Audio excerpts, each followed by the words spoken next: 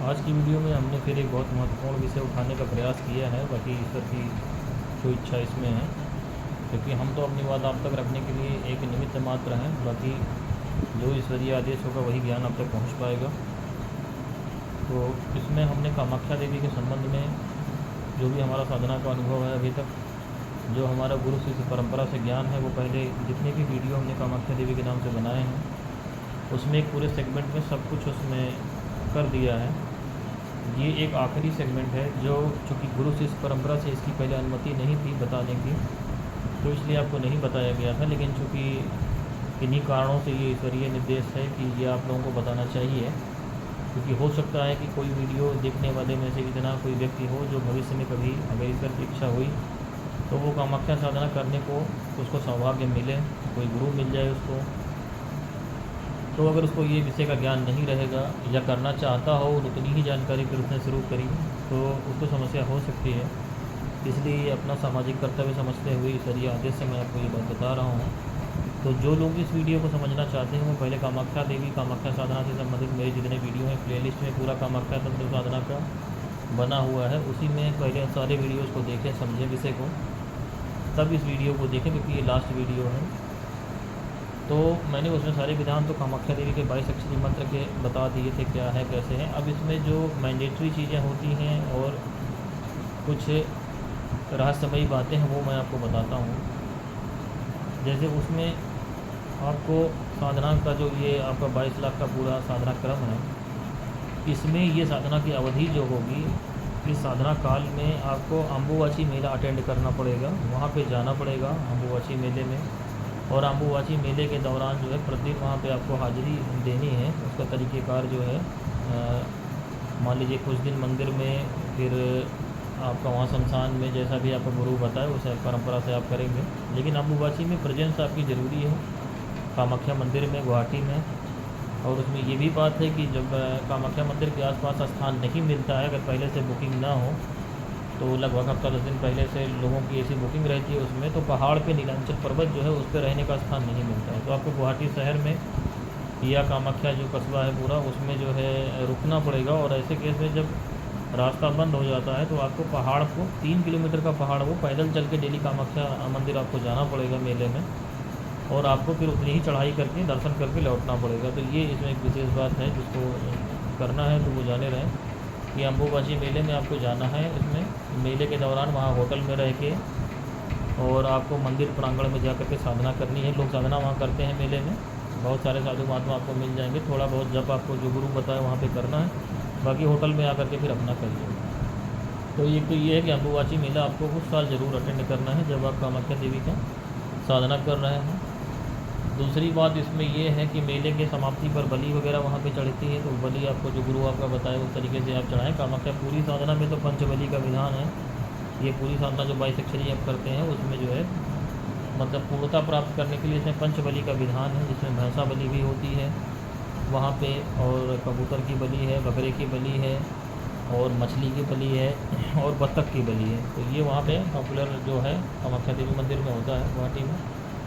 तो ये चूँकि इसका विधान है पूर्णता का, अब जिसकी जो बहुत मजबूरी के रूप में पैसे की तो वो बकरे की बलि से काम वहाँ चला सकता है, बाकी और सारी बलि तो सस्ती है, चढ़ा दे।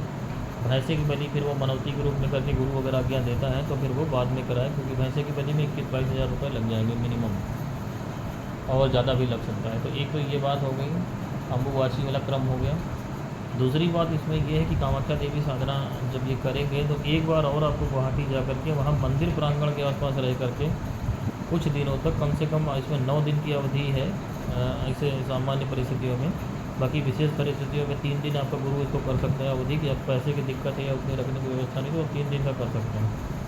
तो वहाँ पे क्या है कि मंदिर के आसपास ही आपको रहना पड़ेगा, और आपके साथ आपकी भैरवी होनी चाहिए, यानी पंचमकार। क्योंकि मैंने कामाख्या साधना में ये पहले बता भी रखा है कि ये साधना जो है पंचमकार से की जानी, तारा साधना के तरीके से। इसमें सात्विक कोई विधान नहीं है, तामसिक पंचमकार से होता है, जिसमें स्त्री और स्त्री में कोई या तो आपकी अपनी जो है जो उसमें विधान मैंने बता रखे हैं वीडियो में, उस तरीके की स्त्री चाहिए, मतलब कुंवारी कन्या हो या वेश्या हो, बाकी जो है और कोई स्त्री इसमें नहीं चलेगी। तो वो स्त्री आपके साथ वहाँ 3 दिन तक होनी चाहिए। और पंचमकार का जो विधान है मैंने बता रखा है, पंचमकार की वीडियो भी बना रखी है। तो वो पंचमकार से वहाँ पे आप होटल में साधना करेंगे, और वहाँ पे माता के मंदिर आपको डेली जाना पड़ेगा दर्शन करने के लिए। अब चाहे आप वीआईपी टिकट से जाओ, चाहे जैसे जाओ, लेकिन कामाख्या देवी मंदिर का आपको प्रतिदिन दर्शन करना पड़ेगा, चाहे 3 दिन की अवधि आप वहाँ बिताओ, चाहे 9 दिन की बताओ। और इस अवधि में आपको वहाँ पर जो भूतनाथ शमशान है वहाँ भी जाकर के मंत्रों का जप करना पड़ेगा। भगवान शिव और माता काली का मंदिर है वहाँ पे, और जलती चिता के सामने गुरु आपको जो विधान बताएगा उसके तहत आपको, अब चाहे आपको बैठा करके कराए, खड़ा करके कराए, गुरु ने क्या बता रखा उसके तहत आपको वहाँ पे भूतनाथ के शमशान में जलती चिताओं के सामने भी 1 दिन का कम से कम मिनिमम 1 दिन की साधना वहाँ पे करनी है। और उसी तरीके से उमानंद भैरव भी जाना है। उस दौरान जब आप वहाँ पे कामाख्या देवी में साधना कर रहे होंगे, सबसे पहले दर्शन आप उमानंद भैरव का ही करेंगे। जब भी गुवाहाटी कामाख्या दर्शनों के लिए जाएंगे, डायरेक्ट माता का दर्शन करने आप नहीं जा सकते हैं, जो उसका विधान है कामाख्या देवी का। तो पहले उमानंद भैरव जाएंगे ब्रह्मपुत्र नदी में टापू पे जो है, और वहाँ से फिर माता के दर्शनों के लिए आप जाएंगे। चाहे साधना शुरू करें, चाहे बुआजी मिलन जाए, कभी भी जाएँ, लेकिन डायरेक्ट माता के पास नहीं जाएंगे। और उस अवधि में जब आप वहाँ पे रहेंगे मंदिर में दर्शन करते हुए, फिर आपको मंत्र का एक हिस्सा जो है मंदिर प्रांगण में जप करना होगा, जो गुरु आपका बताएगा। कामाख्या देवी मंदिर के बाहर प्रांगण में बहुत सारे साधु महात्मा पंडित जो है जप किया करते हैं, तो वो आपका डेली रूटीन रहेगा। जो 3 दिन या 9 दिन आप वहाँ रहेंगे, वहाँ भी आपको साधना करनी पड़ेगी।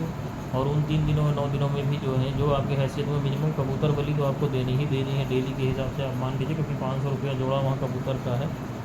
तो गुरु आपका जैसा बताए उसे विधान से आपको कबूतर को आपको बलि देनी है। इसके अलावा वहाँ पे जो है कामाख्या देवी मंदिर के बाहर जो 10 महाविद्याओं के मंदिर हैं, माता त्रिपुर सुंदरी और ये जो कमला देवी है और मातंगी, ये तो अंदर ही मानी जाती है मंदिर के, लेकिन बाहर जो है बगलामुखी हैं, तारा हैं, काली हैं, भुवनेश्वरी हैं, इनके मंदिर जो त्रिपुर भैरवी के सबके बने हुए हैं थोड़ी थोड़ी दूर पे।